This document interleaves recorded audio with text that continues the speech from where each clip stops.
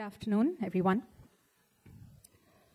Imagine a world where we all truly understood each other, not just with our minds, but with our bodies. What if empathy wasn't just something we feel, but something that we could embody instead? Dance is often viewed simply as an art form. Of course, something that is beautiful to watch, something that is a spectacle, something that is meant to entertain. But in classical dance traditions, such as Bharatanatyam, dance offers us something much deeper. It offers us a method, a practice to experience life from another person's perspective. Today, I want to introduce you to the concept of embodied empathy through classical dance, where empathy is not just a mental exercise, but can in fact become a physical practice.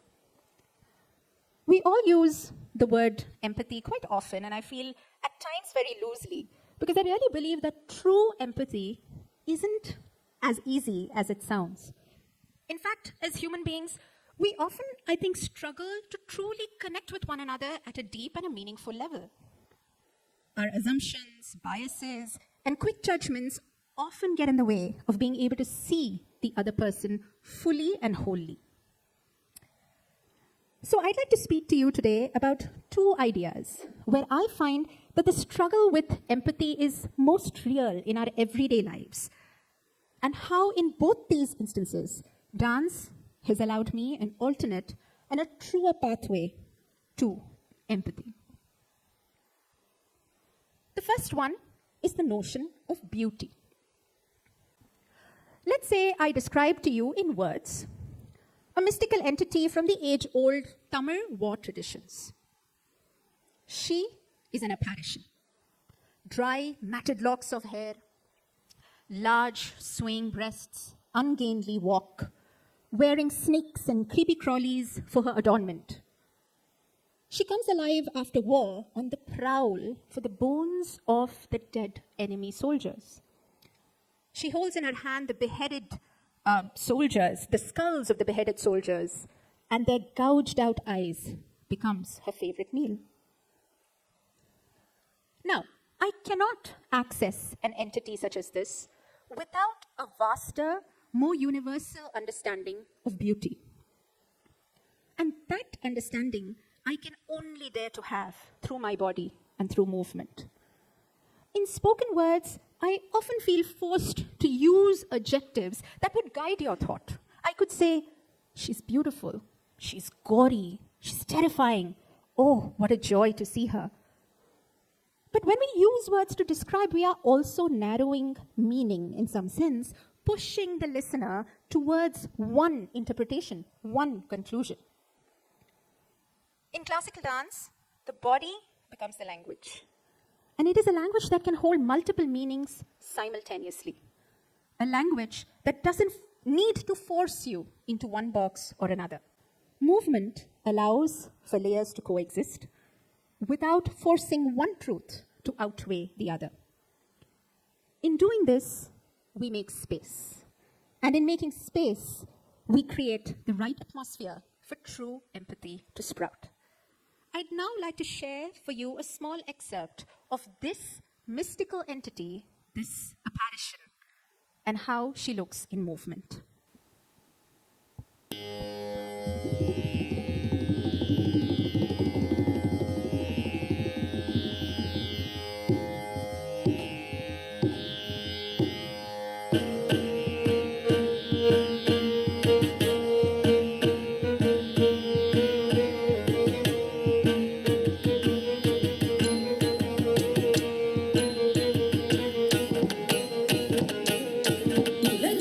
கருத்தை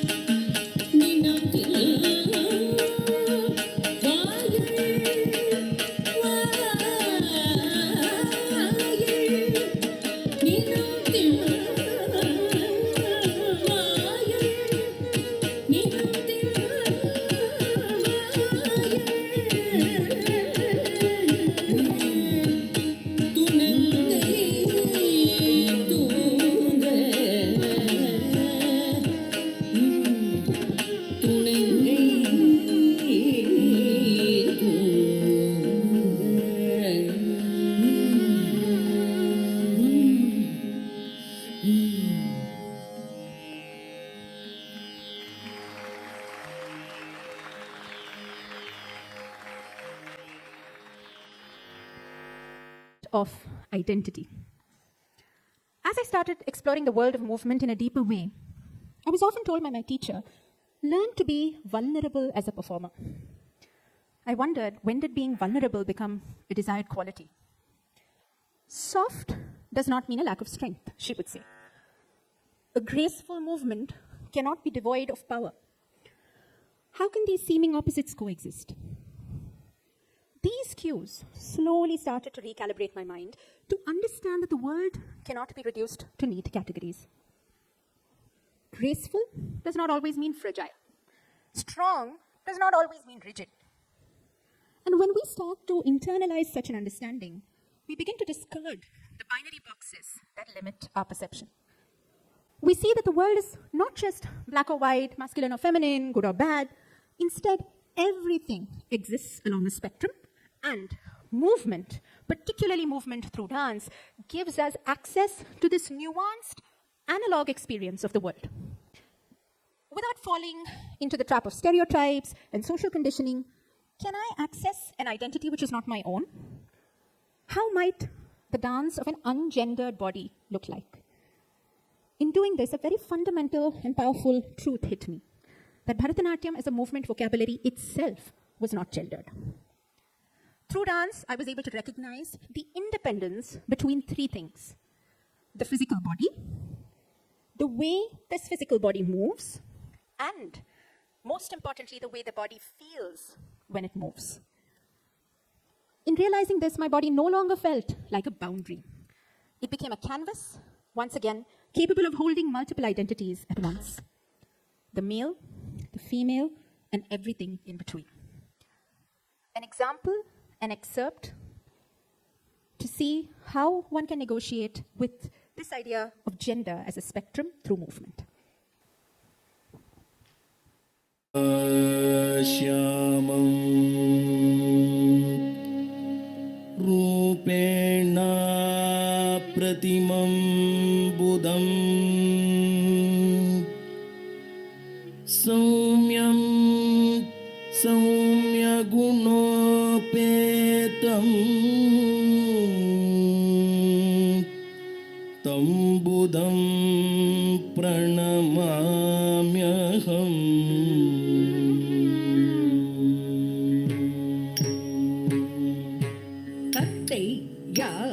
Yum ta ta tam ta kita ta ta ta ta tina ta tay ya tay yum ta ta tam ta ta kita ta ta ta ta ka din ta ta tay ya tay yum ta ta tam dhalangu kita ta ka dhalangu kita ta ka dhalangu kita ta ka dhalangu kita ka dhalangu kita ka dari kita dhalangu kita ka dari kita tam Buddhamashayami Satatam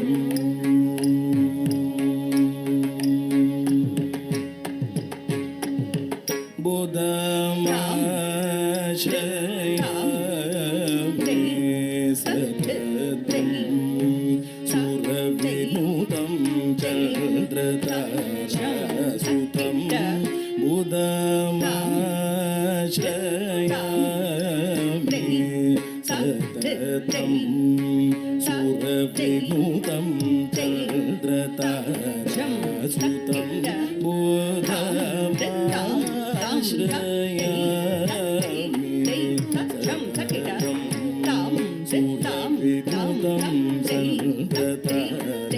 Suravinutam Chandratarasutam Buddhamashayami Satatam Suravinutam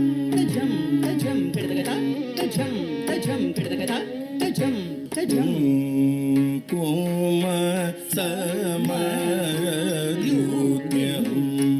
தாம் தித் தாம் தாம் தித் தாம் கிடதகதா தெய் தா தெய்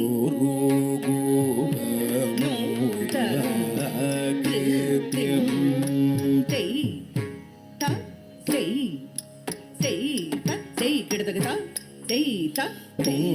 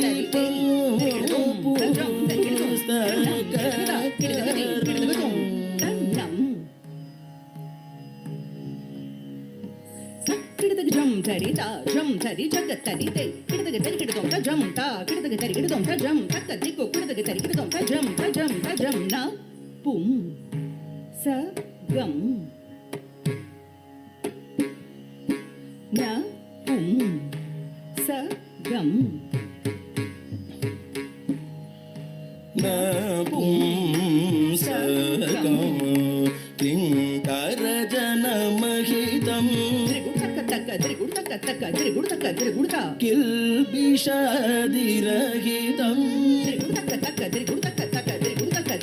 शङ्करभक्तहितं सदानन्दसहितं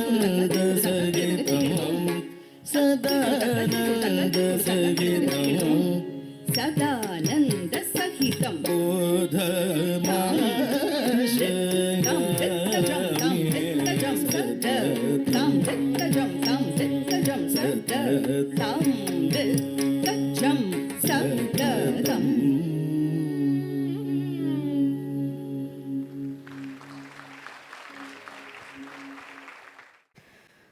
Classical dance demands that you step into stories that are not your own. It could be a god, a villain, a lover, a person of the opposite gender. Each character asks you to leave yourself behind and fully inhabit someone else's emotional world. The craft of abhinaya, which is essentially storytelling using facial gestures, body language, hand gestures, is unique in classical dance, as it's not just about acting out a character, but it's about inviting the audience to see the world through that character's eyes. The word for character in Sanskrit is patra. And in many of the South Indian languages as well, patra also means a vessel. So what is it indicating to me as a dancer? I must empty myself of my biases, preconceptions, making space to receive another's being in my own body. I must feel what it's like to live in their skin, to experience their struggles, joys, triumphs, without judgment. It is my responsibility to portray a character without judgment and to accept them as they are. And I feel, having tried to constantly over and over access different characters through dance, understanding a character can never happen through logic or analysis. And I think that's where I started, and that's where most of us start, to have a cerebral understanding. And what I've come to discover is that empathy can never be cerebral. The body can become the vessel for empathy because the body knows to transcend. It feels, and in that feeling, empathy grows. And when we make space in our bodies, when we open ourselves to movement in a raw, unconditional way, we allow a new understanding to flow through us. And it is in this space, this fluid, layered, embodied space, that dance invites us to cultivate empathy, much needed in today's world, and to heal ourselves and make the world truly a better place. Thank you.